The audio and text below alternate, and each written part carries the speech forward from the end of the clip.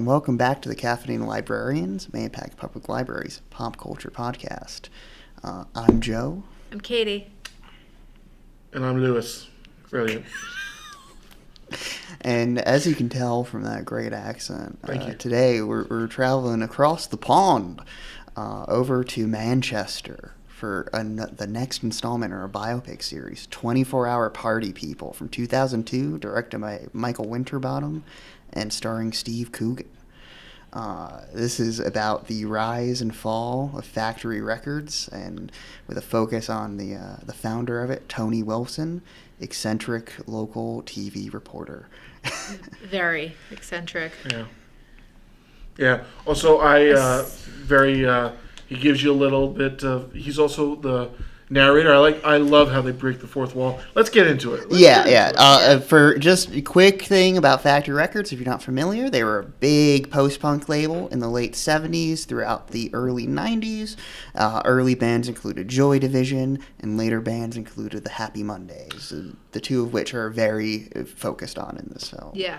Joy Division. Now, they say in the movie that was a Nazi group that was supposed to breed the perfect kind of person. Yeah. Is that a real thing? Yeah. I was yesterday years old when I learned that. That's not something I learned in school. No. Wow. That kind of blew my mind. Yeah, it's a bleak name. Yeah, it is. Yeah.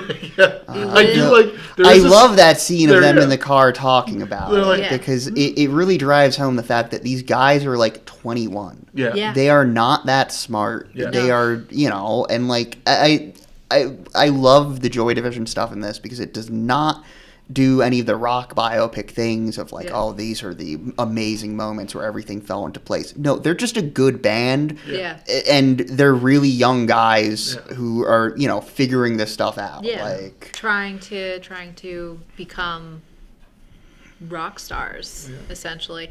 And I have to say, I was very pleased that I actually recognized a lot of their songs because I have listened to them. I just didn't know what the songs were called or that it was from this band. So Nice. I felt very proud of myself. Nice. So was that was that kind of a fear of punk back then? It was, or the fear of this band was that they were a neo-fascist band? There's a lot of stuff involving Nazis in Britain in the 70s. Oh, yeah. They allude to it here at certain points, but the National Front was an organization that was, homegrown British Nazis. And a lot of punk music, somewhat unsuccessfully, I'd argue, tried to use Nazi imagery in a way to sort of repudiate their parents' generation and make a statement about what's the difference between the UK and Nazi Germany, that kind of deal, sort of that stuff going on. Yeah. Oh, okay. Yeah. Wow. Yeah. Forget the fact that this is. You guys could disagree with me if you want. Please do. I would say this leaned more on the comedic side, right? Oh yeah, this is a funny movie. It has moments of real seriousness, but it is funny overall. That stuff. It's so interesting to have a comedy movie that so quickly you're like, oh. Yeah, that scene where Joy Division's playing to the crowd of skinheads is honestly pretty frightening. Yeah. So that was one of my huge real takeaways from it was, and it kind of makes me interested. I obviously don't know much about the 70s in Britain and London and all that. Yeah, the bit where he's talking about they've stopped burying the dead. Yeah. It's what's going on? Yeah. I didn't know this. Well, that's because I think it has something to do with Margaret Thatcher, because Margaret Thatcher was prime minister in Britain in the 70s and somewhere in the 80s, I think mid 80s. This is part of British history that I don't particularly know that much about, but I know that she was trying to privatize a lot of institutions. So coal mining, anywhere that was a union she wanted to privatize, essentially. So it was causing a lot of problems for workers who were there was like massive layoffs and all that stuff. So it wasn't, Yeah, Manchester was hit hard by a lot of the austerity policies at that point, hence why it's like so run down in the start of this film. Yeah. Oh, interesting. Okay. So when Joe was nice enough to share this doc with us before, and I read that you said that like she had implemented austerity policies, but I just thought you meant I didn't actually look at what the policies were. Yeah, so I didn't get that far. I just thought it was like stern policies, like wow, interesting. Yeah, so like there's a lot of people in the north of England and Scotland don't like Margaret Thatcher because she privatized the mining industry in Britain and caused like a massive layoff of a lot of people. So there was a lot of unrest and protests in that region. Kids, pay attention in your history. I wish I was as interested in history when I was in school as I am now, because this stuff is actually very interesting. Yeah. But anyway, let's continue about the movie, because that's a very small part of the movie. Yeah, so it starts off with Tony Wilson doing a local news report where he's on a hang glider, and it's symbolic. It works on two levels, as he so graciously informs us, the viewer, and says, I don't want to spoil the film, but I'll just say, Icarus. If you don't know what that means, you should read more. Okay, I just want to say that opening just reminded me of a Monty Python skit. It's got the vibe of it. Was that done on purpose, or is it this just kind of like I think it's just coincidence? A lot of British comedy, you know. But yeah, Steve Coogan, very funny man. Very funny. And yeah, he insists he's a serious journalist, but we don't really see much evidence of that. I went to Cambridge. Yeah, he's a very educated man, but he goes to a Sex Pistols gig that is very sparsely attended, 40 people, and but it becomes sort of this nexus point for the music scene in Manchester. Like, a lot of people who would go on to start important bands were there, and first of all, the gig is hysterical because like everybody just looks confused in the audience, and like there's like 3 guys like pogo dancing, and that's it. I love when he's giving you the rundown. He brings up Howard Devoto. He's like, Howard later sleeps with my wife. Which, speaking of the breaking the fourth wall, when that scene happens and it's actually Howard Devoto being like, I don't remember this happening. He's like, this didn't happen. And Tony cuts in and he's like, yeah, my wife and Howard wanted to make very clear it didn't happen. Yeah. Print the legend, right? Like, yeah, I really liked that a lot.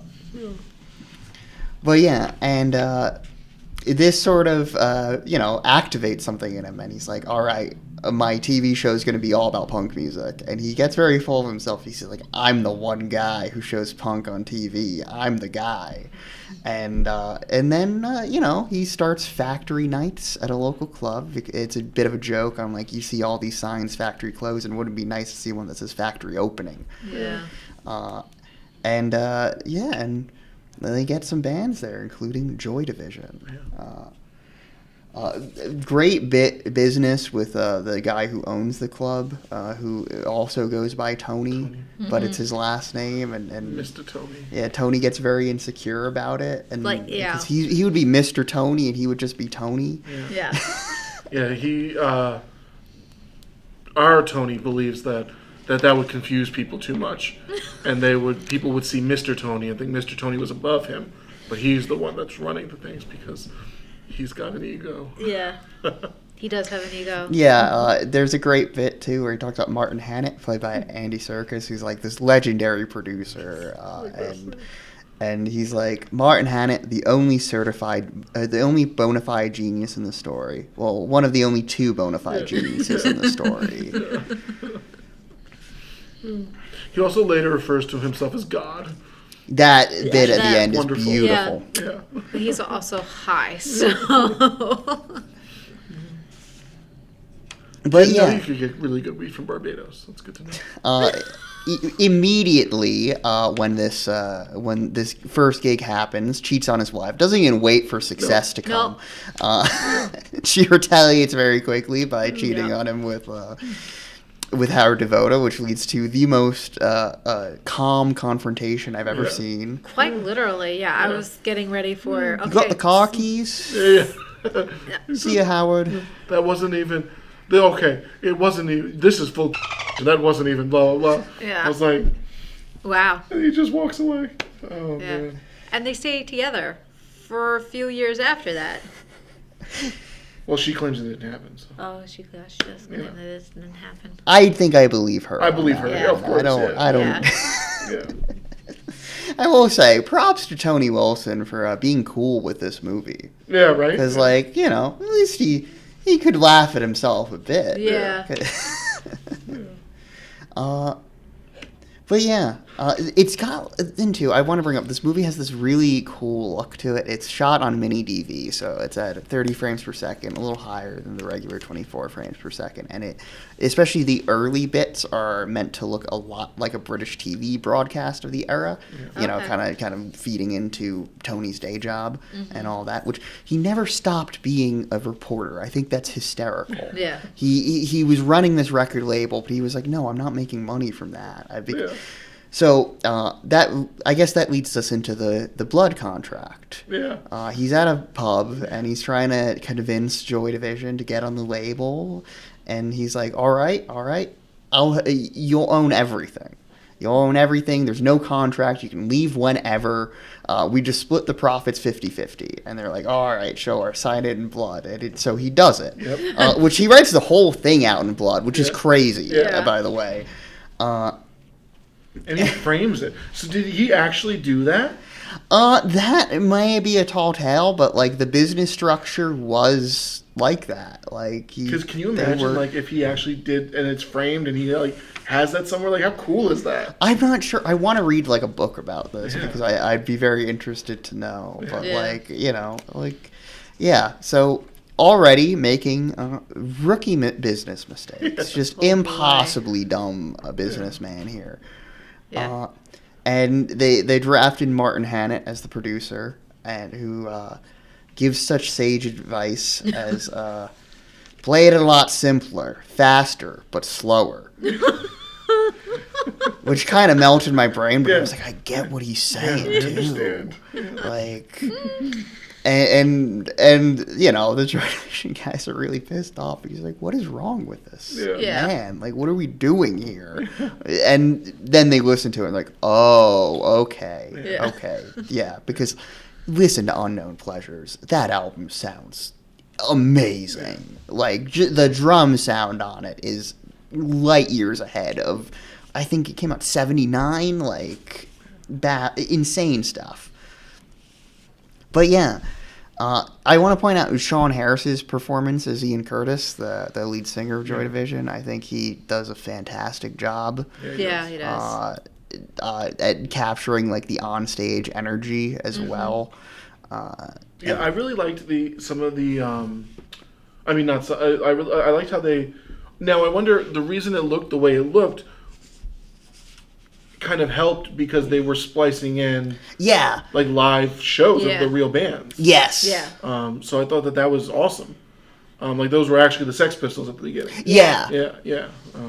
Which is such a cool thing to do because it you know, again, Tony keeps bringing up postmodernism throughout, but you know, like this is very postmodern, and it's mixing fact with fiction quite openly and kind of like taunting you, the viewer, to be like, I don't know what's real, like you figure it out, which is why it's only goofy in that one part where I think it's the Sex Pistols in the background and you see him dancing in front. It's really only goofy there. Other than that, it like you're actually like, for a minute you think like, oh my god, did they actually like get them to do this? But they don't. No. But another random scene I want to point out, the bit where he's just watching the duck herd the sheep.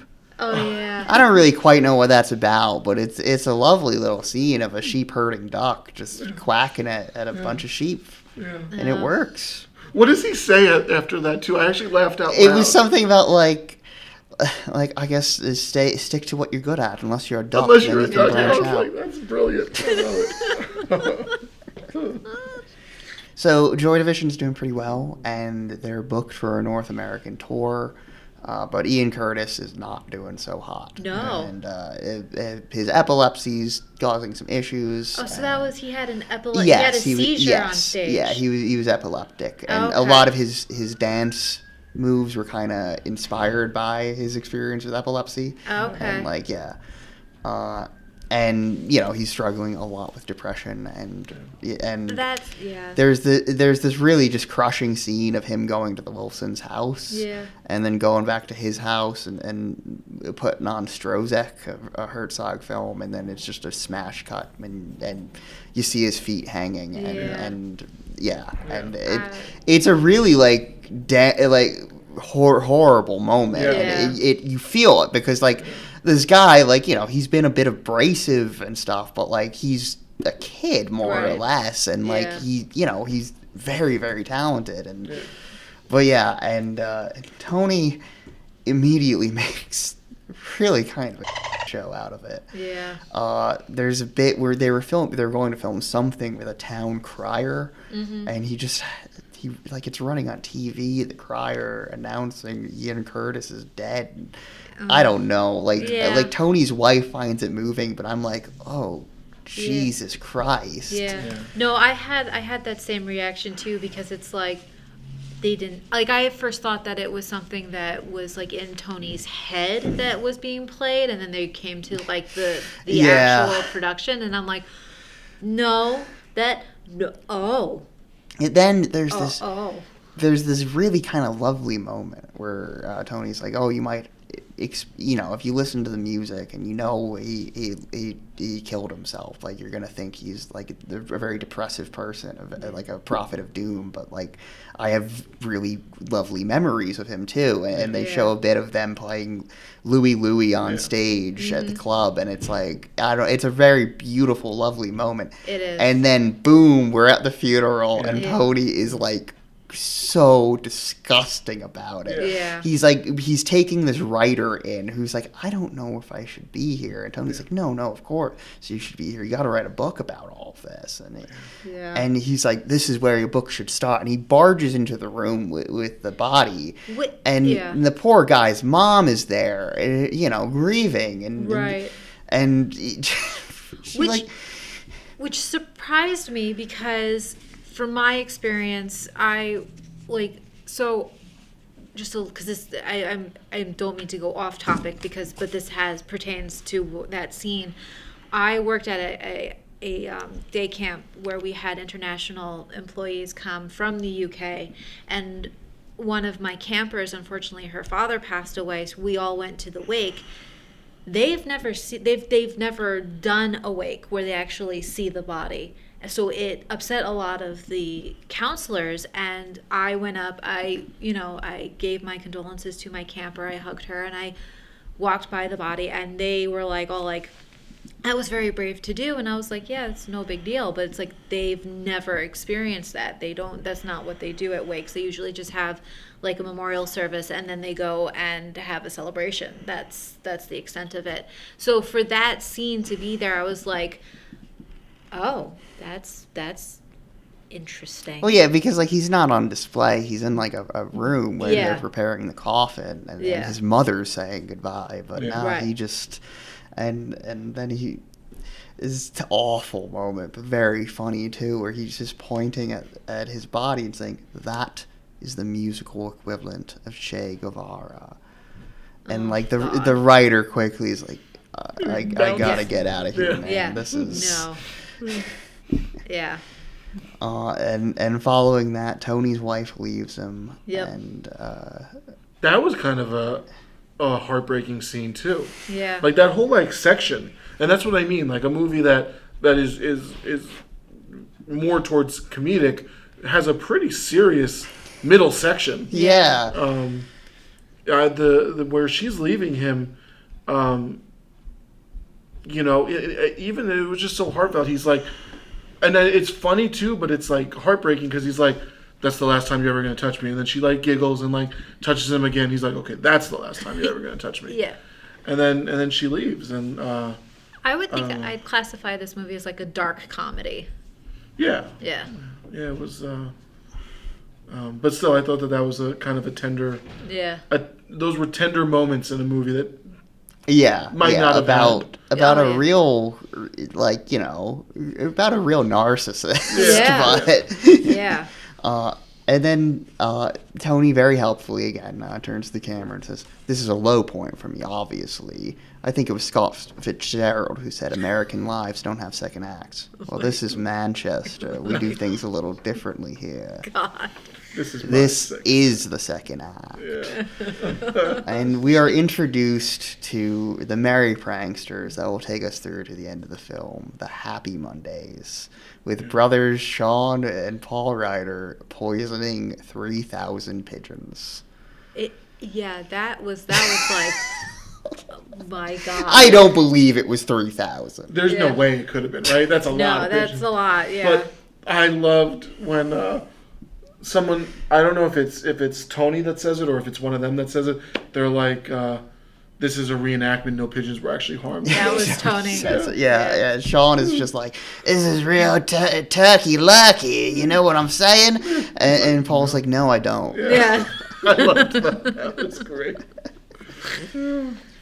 They come in last at a battle of the bands we forgot about the club, the Hacienda. Oh yeah, yeah. that's a pretty big part. This club he builds that is hemorrhaging money, that has nobody coming to it for quite a while because he has his pet act, A Certain Ratio, playing, and I kind of feel bad for A Certain Ratio. I've never heard of their music, but man, this movie takes every chance it gets to make fun of them. Yeah. What do they call it? Like reggae jazz or something? Like that? Yeah. That is what they call it. He Yeah. gets really mad about the jazz bit. Yeah. It's the last refuge of the untalented. Yeah. Oh man. Yeah. But he assures them, look, the smaller the attendance, the bigger the history. There was only 12 people at the Last Supper. Archimedes was on his own in the bath. The one thing getting them through is New Order, the reformed members of Joy Division. They have a smash hit single, Blue Monday. You know it. It's a hugely famous song. But you see, the record sleeve for it is very complicated. It's meant to look like a floppy disk because it was one of the first songs to use MIDI. So it's like, it's like computers and all that. And it's a great sleeve design. So expensive to produce that they were losing 5 pence for every record they sold. So they make no money on this. Oh no. So then since they didn't make any money on it, did the band get money from it, or is just no one got money? No one got money. Oh, wow. No one got money. Wow. Why don't they just charge more for the record? Then wouldn't the record not get sold? I don't know. They could probably pull it off, but Yeah. look, Tony Wilson's a man of the people. That's okay? true. That's a good point. Or is he a man of himself? But here's the thing. He's not ripping anybody off, No, really. he's not. He's just kind of, he wants to do cool things. He's just kind of a about it. Yeah. And, like, which is why I find all the bands hating him so funny, because it's like, he's not ripping them off, actually. He's giving them sweetheart deals. Yeah. They're running away with his money and spending it all on drugs and nonsense. Yeah. But he's just like, it's fine. Yeah. Yeah. His whole thing at the end of the movie is like, I can say I wasn't a sellout, you know? Yeah. Like, Yeah. Yeah. But then, the Happy Mondays enter the picture for real, with Bez, their mascot, more or less. These kids. Every great band God. needs their own special chemistry, and Bez was a great chemist. And he peddles ecstasy, and that becomes the drug that kind of defines the back half of this film and the Manchester scene. Turns out the Hacienda, it kind of gets popping when everybody's on ecstasy, and they can start embracing DJ culture and all that.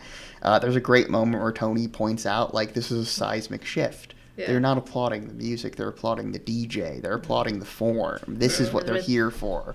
He says something. And this is where the rave was born. Yeah, and he says something about even the white man would dance. Like, Oh God. But the Mondays start to work out a little more. Tony is insistent that Sean Ryder is the best poet since Yeats. Yep. Which, look, I love the Happy Mondays. Sean Ryder's a good lyricist. His lyrics are fun and tricky and full of puns and wordplay, but, like, I don't know about that. Tony Wilson makes some pretty big claims. Yeah. At least the Tony Wilson in this movie makes some pretty big claims, at least. So. But yeah, Bez, their drug dealer / mascot, he's on stage with them, just kind of like dancing around with maracas. I don't know, he's just their guy, and everybody loves him. When he gets on stage, the club goes insane. He's their hype man. He is their hype man. Yeah, Martin Hannett re-enters after he exited very suddenly because he was mad about the hacienda costing so much money, and we get a great scene of how him and Tony really fell out, where he just shows up and tries to shoot him in the head, Yes. and walks away. Yeah. As Tony's telling a story about how the broccoli family actually invented broccoli, which is true. Yeah. Oh, interesting. Yeah. I did not know that was true. Yeah, that's how they got their money. Broccoli, the vegetable. Wow. The guy's like, the people that did James Bond? It's like, yeah. But yeah, and the Mondays turn out to be just a frankly evil act to have signed to your label. Like, what little menaces and terrors. Yeah. I mean, like not even in a fun way. No. They're shooting people. No. Like, that's toward the end when Sean's on crack and holding the album hostage. Oh my God.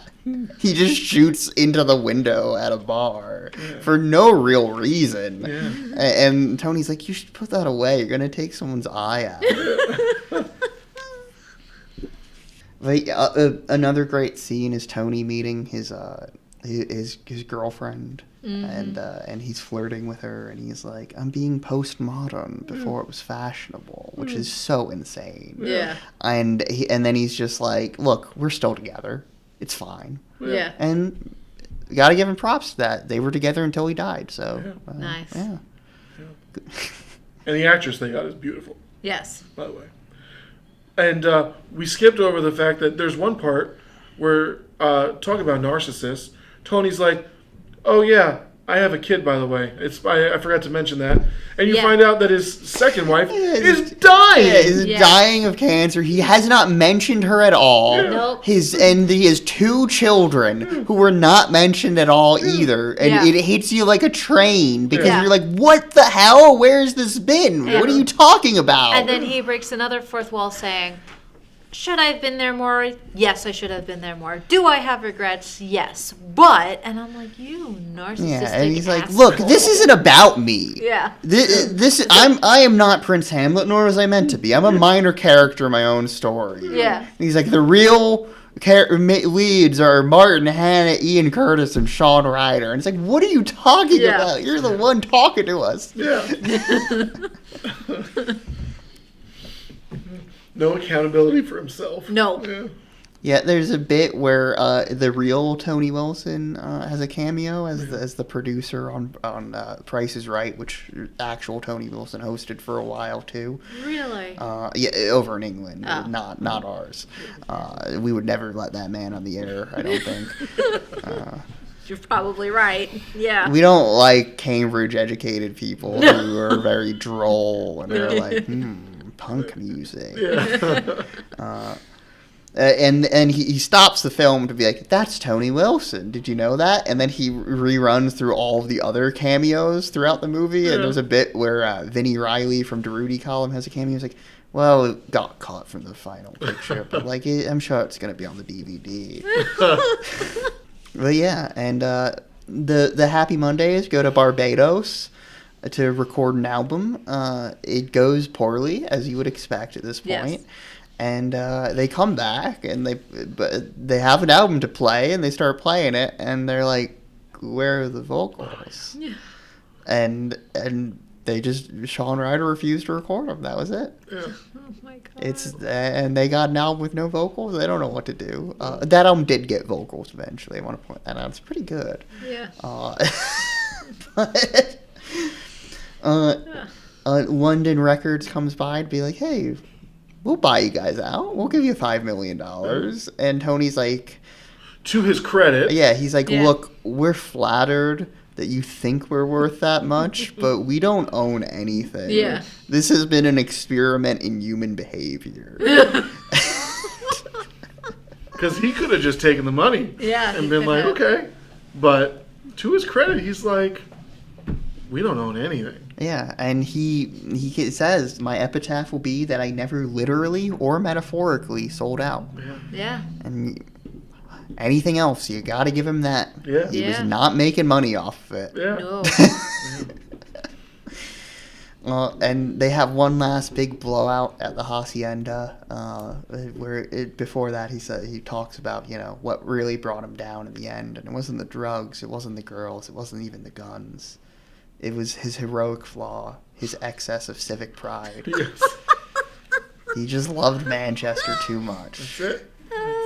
Oh, we forgot to mention that the hacienda, even when it was very popular and became like a real hotspot, still was losing money because Yeah, everybody was yeah. on ecstasy. Nobody was buying drinks at the Yeah. bar. No. And the drug dealers were pretty much running the club. And Yeah. one of them became the doorman. And He did. To further control, who was played by the real Paul Ryder. Oh, really? Yeah, in a fun little cameo. Nice. But yeah, Wow.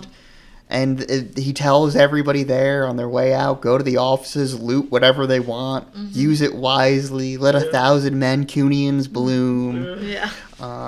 They go, and then he goes up to the roof with his boys, Rob and Alan, who were with him throughout it all, and Sean Ryder's also there, and he's Yeah. like, sorry about all that, guys. Yeah. And they're like, oh, don't worry about it, it's fine.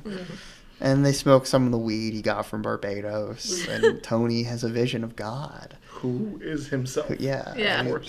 Yeah. I want to say it's hysterical to see God and have him say, Tony, you did a good job. You are basically right. Yeah, that was great. That really was. And he tells him, you should have signed the Smiths, but, you were right about some other stuff. Yeah. Yeah. And it pretty much ends there. But I don't know. What do you want to talk about now? I feel like I speed ran that. No, it's good. That was good. Yeah, that was good. Yeah. I want to point out Patty Considine is Rob Gretton, who is the manager of Joy Division New Order, Great. who's also partnering the label, who in the back half keeps losing his mind because Tony keeps just spending money on nonsense. There's a bit where he buys a $20,000 table that frankly looks pretty bad. It's like suspended by the ceiling. Oh my god. And I don't understand it at all. I'm like, Yeah. that looks terrible. There's even the part where the London Records label guy comes in and he goes to lean on it and Tony's like, oh, you might not want to. Yeah. Yeah. And he just keeps trying to beat Tony up. Yeah. I don't know. What else is there to talk about? I want to make mention that when I first, the first half, the opening half of this movie, I had a hard time focusing because of the camera movements. It actually made me a little nauseous. Yeah, this is shot in a very handheld style. It's floating around. I know on set there was really no blocking. They were just kind of told to do whatever, and they I guess to achieve a more documentary look to it, which I think it works out for it. But there is a lot of handheld camera movement, which is fine. It just lends more to the character of the movie. But I was like, oh, okay, this is really hard for me to watch right now. There's a great running bit about the graphic designer who keeps coming in with things after they would be useful. Yeah. He has the poster done for the first factory night after it's already over. Yeah. And he's like, well, I was looking for the right kind of yellow. And Tony's like, no, it's great. Yeah. Even he brings tickets later on, and like the night of the thing, And he's like, well, these are useless now. But I gotta tell you, every moment of I can't think of the word, but whenever something bad happened or something like that, Tony kind of handles it pretty calmly. He's like, Yeah. the guy's like, oh, I brought the tickets. He's like, oh, well, these are useless now. And he's like, oh, but we can give them as like souvenirs. He's like, yeah, sure, all right. Yeah. Well, to him, this is just a hobby. Yeah. Yeah. This is just a fun time for him. He's making fine money being a newscaster, I guess. Yeah. Stephen Coogan, though. I always enjoy watching Stephen Coogan when he's in a movie. Yeah. Yeah. Check out The Other Guys. The other guys. It's wonderful. He's also in Tropic Thunder. He gets Yes. He is. he gets exploded by a landmine because he steps on it. Yeah, I've never seen really any of the Alan Partridge stuff, but I know that's real big over in the UK. Yeah. Yeah, it's just like a character he has who's like a really bad TV presenter. Nice. And like, Yeah.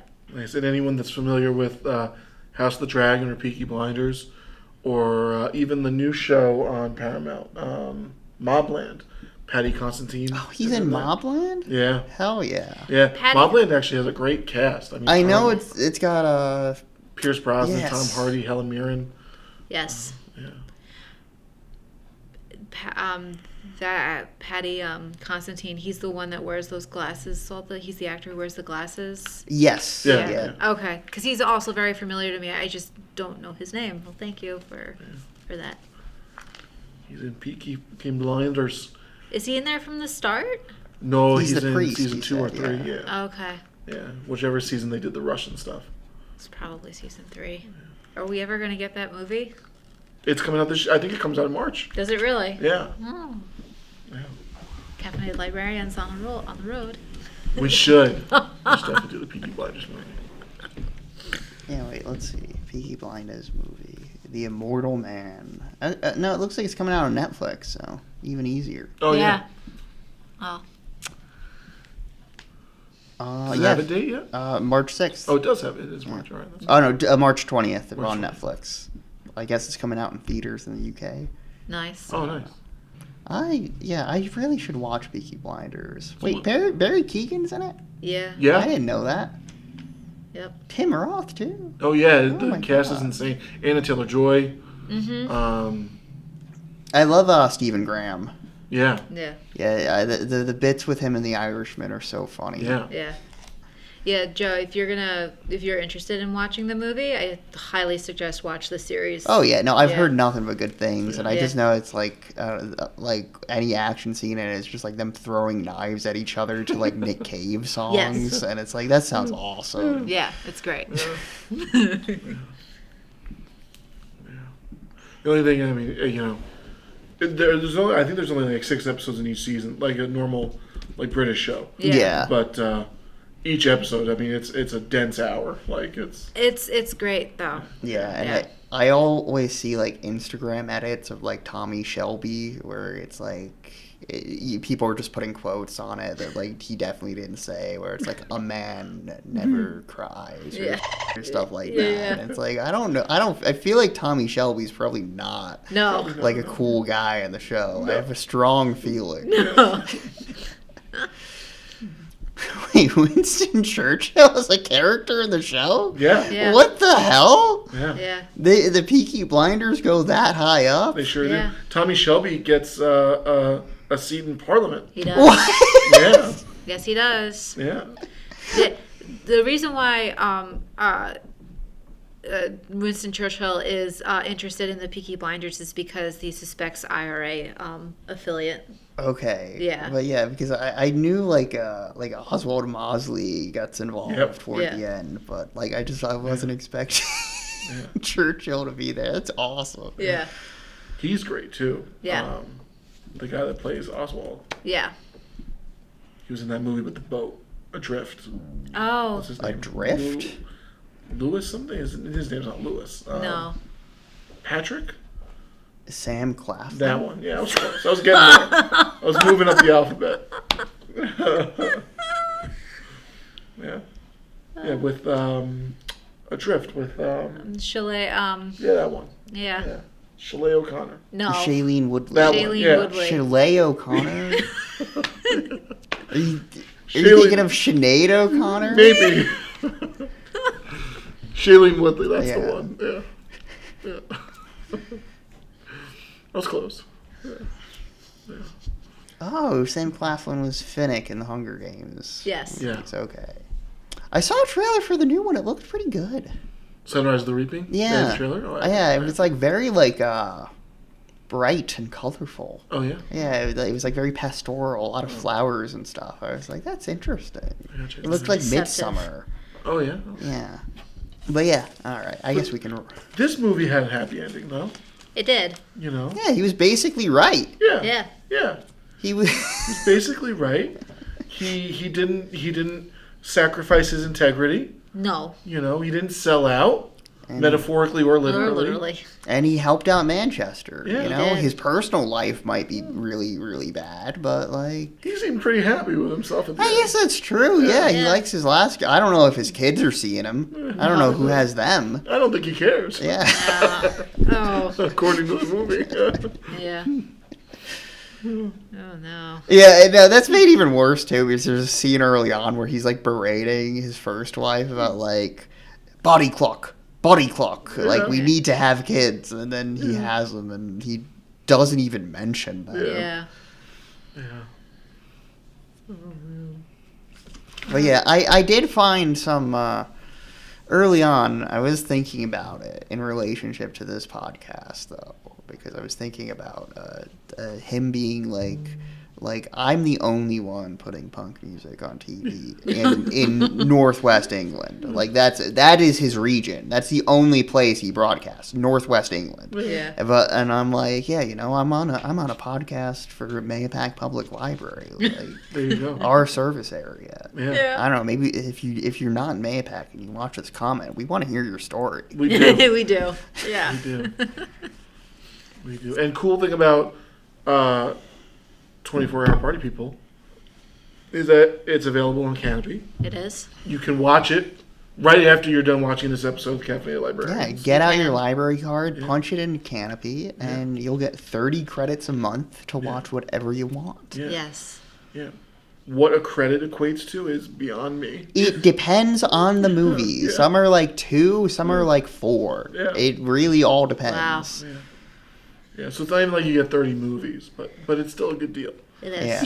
You could still end up watching a lot of It's free. It's an amazing deal. Yeah. Yes. Yeah. Just do it, Nike.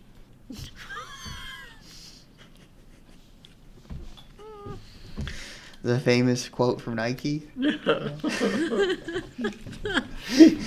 Product placement. Sponsor us. Imagine Nike sponsors us. We don't do sports on here. What would we I don't like? know. What would be their possible angle? Well, I mean, I have pitched a sports film series. That's so. true. That's true. We all Yeah, just but would like have they to wear want all like Nike. they want like athletes. That's true. I mean, I don't know, a former competitive I'm- swimmer. I'm trying to think. The only non-athlete I know that got a big Nike deal was like Kendrick. Maybe we can ask him to join the podcast. That would be amazing. Can you imagine? We got Kendrick on here. I feel like it would get real intense real Yeah. quick. Yeah. But like, He could probably bring some people too.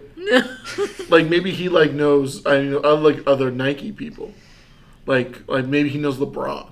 Or Michael Jordan. Yeah. bring in LeBron. Well, Michael Jordan. Yeah, Michael Jordan. Yeah. Yeah. Imagine He's Michael like- Jordan. Let's get Michael Jordan. And then we'd all just have to wear Nike stuff. That's all. Like I couldn't wear Champion. I have Nike sneakers. I wouldn't be able to wear Puma. I have a pair of Nike sneakers. I got Adidas on now, but I do have Nikes. Yeah. I don't have like Nike anything else though. Like I don't have a No. Nike hoodie. I don't have Nike pants. I might have Nike shorts actually. I feel like Adidas has kind of a pants game down Yeah, right? pat. They got the through stripes, and it's like, well, you want that. And they were the ones with the buttons, right? Or did other people have that too? I don't know about the buttons. I never quite understood that, if I'm being honest. I never quite knew the purpose. Yeah. They were always such a pain in the ass to put back on. And I was like, oh, this isn't worth it. I'm like, just give me normal pants. Stick my feet through them. And so you can, like, rip them off when you, like, get onto the court. But, like... You know? But why? Come on. Well, because you got to keep your legs warm when you're on the bench. I thought it was so that you could put your pants off without taking your sneakers off. Yeah, exactly, but to go on the court. Oh. So you got to rip them off so you can run onto the court.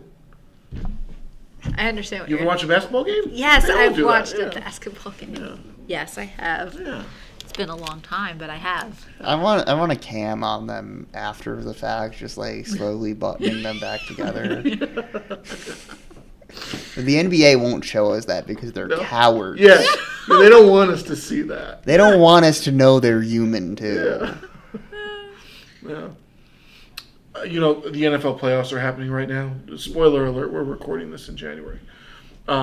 They have people whose jobs it is when the players come to the sidelines to put huge coats on them, like to warm them up. Really? Yeah. But are you talking? Did you say NFL or NFL. NBA? Oh, okay. Yeah. I thought. Never mind. Yeah. So and you know, and the coats don't have arms because it's really hard to, like, you know, Yeah, to you know, you're maneuver. wearing gear and stuff like that. Yeah. So there's people that put these huge jackets over them. And sometimes they don't want them or anything like that. So the players are like walking away and there's just these little people like running behind them trying to put jackets on them. But then at the end of the halves, when they're going into the locker room, they just leave the jackets out there. And they, like, the NFL showed it, like, I don't think they meant to show it, but it was just a sideline full of just jackets, and there was like one person going around and picking up these massive jackets. I was like, what a crappy job, but also what a awesome job. You're still on an NFL sideline, and that's your job. Like, I hope they get paid a Just lot. get them the jackets. yeah, I want yeah, that job. Yeah, I'll take it. Speaking of LeBron, you ever see those posts he did where he's just like drawing Simpsons characters? No. Oh, they're so funny. Is he good? No, it's like Oh. fine. It's like what you would doodle. Like, you know, he's just normal at drawing, but Oh wow. yeah. And the second post explaining just messing and doodling around. Miss doing this all the time. Used to be my escape. Bart got a big ass head though. My bad, Bart. Been a while since I pick up the pen. What a great post that is. Oh my gosh. LeBron is so funny. I just. Oh man. I love his lies too. When he's just like, yeah, I thought that 10 years ago, and Yeah. it's like, LeBron, no, you didn't. Yeah. Stop saying Yeah, this. yeah, Brian, it's not true. Yeah. Well, we had a little digression there. Yeah, that's We- fine. We did, yeah. Postmodernism, situationism, Exactly. all that. Yeah. All right. Well, what are we rating this out of? Haciendas. I like it. Sure.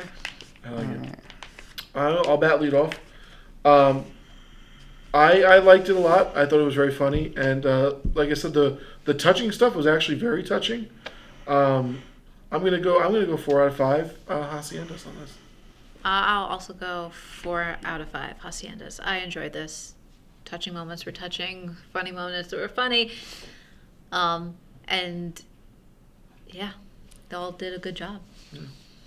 I don't know. 5 out of 5, I guess. I think this is a really unique film, and like I don't know many other rock biopics that have a structure like this or No. an attitude like this, which I find really interesting. And It definitely has a punk rock attitude for yeah, sure. I love it. I think this is a crazy movie that that slowly submerges you in the worst vibes imaginable. Yeah. Yes. But yeah, check it out on Canopy. It's up there. So yeah. Yeah. Actually, you know, I'm sorry. You can end it if you want. No. But when they started playing the Iggy Pop song, Oh, Passengers. Passengers. yeah. There's a part the part that they played. I was like, it kind of sounds like. I can't. It kind of sounds like would Green Day have like sampled that like for Holiday on the American Idiot album? I don't know. It might just be a similar like chord progression. Yeah. Yeah. 'Cause, Because like, like, I don't I- think The Passenger's not like a complex song musically. Yeah. But like, Yeah. Because I was like, oh, that sounds exactly like that. I wonder if Green Day like just like jacked that from that. might have, you know. Yeah. like- Right. But yeah. I mean, like, you know, not that The Passenger is really punk, but like, Yeah. you know, it's using limited chords and Yeah. stuff like that. Which Green Day was infamous for. Yeah, Using yeah. I mean, that's all punk True, rock. yeah, You yeah. know, the classic thing of 3 chords and the truth. Yeah. Let me tell you, one of the best songs ever only uses 2 chords. Sister Ray by the Velvet Underground. It goes on Yeah. for like 14 minutes straight, and you're gonna feel like you're dying at certain points. But it's so good. Yeah. You ever see Almost Famous? You guys ever seen Almost Famous? Yeah. Yes. I love the part where Philip Seymour Hoffman at the beginning is like, Iggy Pop! Yeah. Yeah. He spends like 2 minutes just making fun of Jim Morrison, Yeah. being like Yeah. he pretends to be a drunken idiot. Yeah. Iggy Pop is that. Yeah. He's way better Yeah. at it. Yeah. I love Iggy Pop. Yeah. Did you know that Iggy Pop and David Bowie were best friends? Yeah. And, yeah, and David Bowie actually got Iggy Pop into rehab. Oh, Yeah. it's nice of him. Uh-huh. Yeah. Yeah, Iggy's first 2 solo albums were co-written by Bowie and Oh, produced yeah? by him. Oh, I yeah. know it. Yeah, The Idiot and Lust for Life. The Idiot's crazy. It's like weird and electronic and like Yeah. kind of evil sounding. Oh, yeah. And then Lust for Life is like fun. Yeah. Yeah. But yeah, see you next time for the next biopic one. We'll find out what it is then.